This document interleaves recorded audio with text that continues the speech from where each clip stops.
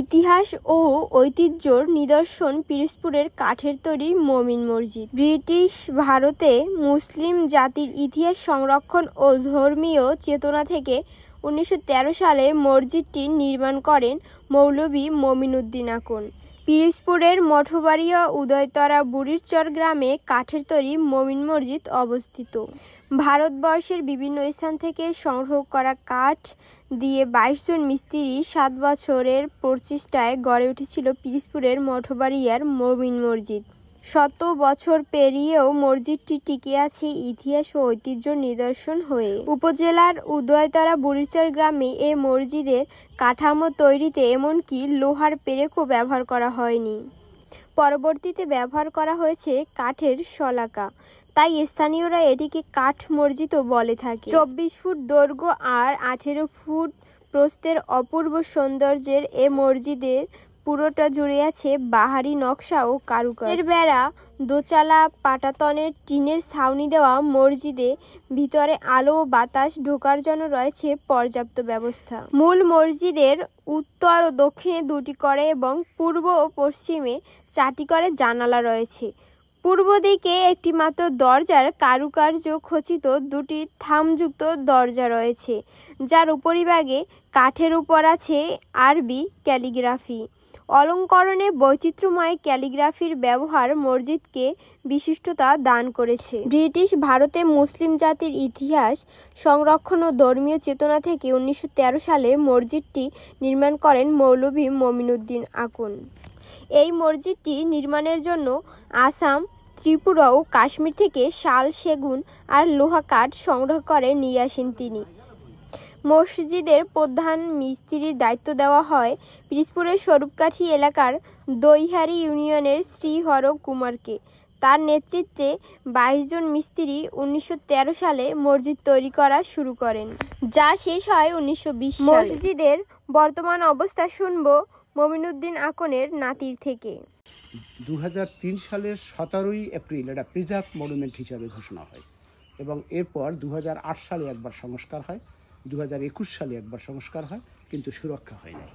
আমরা সুরক্ষার জন্য যেটা চাইতেছি, আপনাদের মতো মিডিয়ারা যারা আমাদের মসজিদকে মানুষের সামনে, সকলের সামনে তুলে ধরতে চান এবং এটার জন্য কাজ করতে চান, তো তাদের কাছে আমি তো বলতে চাই যে আমাদের এই মমিন মসজিদ হচ্ছে দক্ষিণ এশিয়ার একমাত্র কাঠের সৌন্দর্যপ্রিয় মসজিদ, যেটা লোহা ছাড়া, এটা পেক দিয়ে লোহা কাঠ দিয়ে জোড়া লাগানো হয়েছে। কারণ লোহা দীর্ঘদিন থাকলে লোহার চারিপাশ মরিচা ধরে, এই জন্যই ফার্নিচারের ক্ষেত্রেও লোহা কখনো বা প্রেক কখনো মারা হয় না। তো সেই কাজটাই করা হয়েছে আজ থেকে 113 বছর আগে। তো এখন এটাকে কেন্দ্র করে প্রতিদিন বহু পর্যটক, বহু দর্শনার্থীরা এখানে আসে, বহু ইতিহাস গবেষকরা আসে। জাহাঙ্গীরনগর ইউনিভার্সিটির ফ্রান্স থেকে একবার একটা টিম আসছিল, এটা নিয়ে গবেষণা করে এবং প্রতিনিয়ত এটার কি করা যায় এটা প্রকাশ করার চেষ্টা করে। এছাড়াও ইউনেস্কো একবার এটাকে মানে মক্স আর্কিটেকচার ইন বাংলাদেশ এই বইতে বাংলাদেশের স্থাপত্যকলায় 30টি মসজিদের একটি মসজিদের হচ্ছে এই মমিন মসজিদ। তো এছাড়া অনেক বইতে এখন পর্যন্ত দেশ বিদেশি বহু বইতে বিভিন্ন ভাষায় মমিন মসজিদ প্রকাশিত হয়েছে। আচ্ছা, এইটা কি কাঠ দিয়ে বানানো হয়েছে? এটা শাল, সেগুন ও লোহা কাঠ দিয়ে তৈরি এবং সেটা মায়ানমার, ত্রিপুরা, আসাম থেকে আনা হয়েছিল। এই আসাম থেকে এই কাঠটা আনা হয়েছিল। যে বানিয়েছে সে আপনার কি হয়? আমার যে বানিয়েছে সে আমার ডাইরেক্ট দাদা, মরহুম মৌলভী মমিনউদ্দিন আকন। আচ্ছা, কত সালে মারা গেছে? উনি 1958 সালের 7ই অক্টোবর রমজান মাসের শেষ শুক্রবার সকাল 8টায় মৃত্যুবরণ করেন। আমরাও তো এখন রমজান মাসে আসছি। হ্যাঁ, জি। আচ্ছা, এখানে কি প্রতিদিন কি নামাজ হয়? হ্যাঁ, এটা প্রতিনিয়তই প্রতি ওক্তের নামাজ হয়। এছাড়াও সন্ধ্যার পরে বিভিন্ন তরিকার লোকজনের এখানে সমাগম ঘটে এবং ইসলামী কালচারের ভিতর সবসময়ের জন্যই মুখরিত থাকে এই জায়গাটা। আরও একটা ঐতিহাসিক স্পট বটেও, এখানে বিভিন্ন দিক থেকে লোক বিভিন্ন নিয়তে এখানে নামাজ পড়ার নিয়তেও আসে এবং বিভিন্নভাবে এখানে সঙ্গদায় ইসলামের কথা বলে। এখানে কি জুমার নামাজ হয়? এখানে হ্যাঁ, অবশ্যই জুমার নামাজ হয়। হ্যাঁ। আচ্ছা, এই আপনাদের কোনো আছে কিনা যে এইটা আরো ভালো ডেকোরেশন করা? সেটা হচ্ছে হ্যাঁ, অবশ্যই সেদিকে আমি যাচ্ছি যে এটা এখন আমাদের কি প্রয়োজন। সে প্রয়োজন হচ্ছে যেহেতু অনেক দর্শনার্থী আসে এবং জাতীয় জাদুঘরে এর একটা ছবি আছে এবং বাংলাদেশের উল্লেখযোগ্য জাদুঘরে মমিন মসজিদ এবং মমিনউদ্দিন আকনের ছবি অবশ্যই মানে করা হচ্ছে, মানুষের জন্য প্লেস করা হয়েছে এবং মানুষ সেটা দেখে এবং সেটা দেখেই আসে।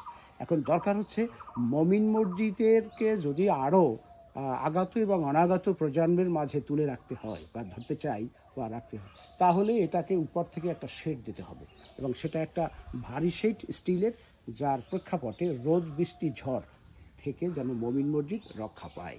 এবং লবণাক্ত আবহাওয়া, লবণাক্ত এখানে একটা ফ্লাড এরিয়া, বন্যার পানি এসেও মমিন মসজিদের নামাজের জায়গাটা পর্যন্ত তলিয়ে ফেলে। এটা যদি অনবরত করতে থাকে তাহলে আমাদের অচিরেই আমরা আমাদের পরবর্তী প্রজন্মের কাছে এই মমিন মসজিদকে পৌঁছিয়ে দিতে পারবো না। সেক্ষেত্রে একটি মমিন মসজিদ ভূমিতল থেকে একটু জাগিয়ে উপরে দিতে হবে। দুই হচ্ছে মমিন মসজিদের এই যতটুকু জায়গা নামাজের স্থান, সেই জায়গাটার উপর থেকে একটা শেড দিতে হবে, যাতে করে মুসল্লিরা নামাজও পড়তে পারে এবং যারা পর্যটকরা আসে, যারা বিভিন্ন ধরনের ছবি তুলবে, সেক্ষেত্রে ছবি তুলতেও যেন পারে। এটা করা আমাদের কাছে জন্য একটা একান্ত জরুরি। আমরা চাই যে অন্তত চতুর্দিকে এই জায়গাটা এসির ভিতর শীততাপ নিয়ন্ত্রিত কক্ষে যেন মমিন মসজিদ রাখা হয়, যেমনটা রাখা হয়েছে মোগল আমলের খাট পালঙ্ক জাতীয় জাদুঘরে। মানে এটা যদি শীততাপ নিয়ন্ত্রিত ভিতর থাকে তাহলে কাঠের ফাইবারগুলো সতেজ থাকে, আর না হলে এটা অচিরেই ধ্বংস হয়ে যাবে বলে মনে হয়। এবং এই মমিন মসজিদকে কেন্দ্র করে এখানে একটি প্রত্নতাত্ত্বিক জাদুঘর, যেখানে এই অত্র অঞ্চলের শত শত বছরের ইতিহাস এবং মমিন মসজিদ সহ সমস্ত কিছু এখানে লটকানো থাকবে এবং দর্শকরা দেখবে এবং মমিন মসজিদের সাথে তাল মিলিয়ে তার মমিন মসজিদকে দর্শন করে এবং এলাকাকে জানাশোনা হবে। এবং আমাদের রাস্তাঘাট, অর্থাৎ মমিন মসজিদকে কেন্দ্র করে যদি তার সংলগ্ন রাস্তা সুন্দর না হয় তাহলে তো দূর দূরান্তের সেই পর্যটকরা এখানে ইজিলি আসতে চাবে না, তাদের কাছে এটা একটা বোরিং লাগবে। তো সেক্ষেত্রে সংলগ্ন রাস্তাগুলো অনতিবিলম্বে পিচ ঢালাই করা দরকার। আর একটা দরকার হচ্ছে মমিন মসজিদের ছবি বাংলাদেশের মুদ্রায় মুদ্রিত হওয়া। এটা যদি হয় তাহলে আন্তর্জাতিক পর্যায়ে আমাদের মসজিদের ছবি দেখে বিভিন্ন এক্সচেঞ্জ অফিসে এই মসজিদটা দেখবে এবং তা থেকে আমাদের পর্যটকের সংখ্যা বাড়বে। প্রেক্ষাপটে আমাদের বাংলাদেশের পর্যটন খাতকে সমৃদ্ধ করা হবে। ইতিমধ্যেই বাংলাদেশের মুদ্রায় যেমন আছে, মুদ্রায় আপনাদের বাগেরহাট ৬০ গম্বুজ মসজিদ আছে, তারপরে বাইতুল মোকাররম মসজিদ আছে, টাঙ্গাইলের আতিয়া মসজিদ আছে, রাজশাহীর বাঘা মসজিদ আছে, দিনাজপুরের কান্তজির মন্দির আছে। তো এই জন্য আমরা চেষ্টা করতেছি যে এটা যেন বাংলাদেশ গভর্নর আমাদের এই টাকায় মুদ্রিত করে।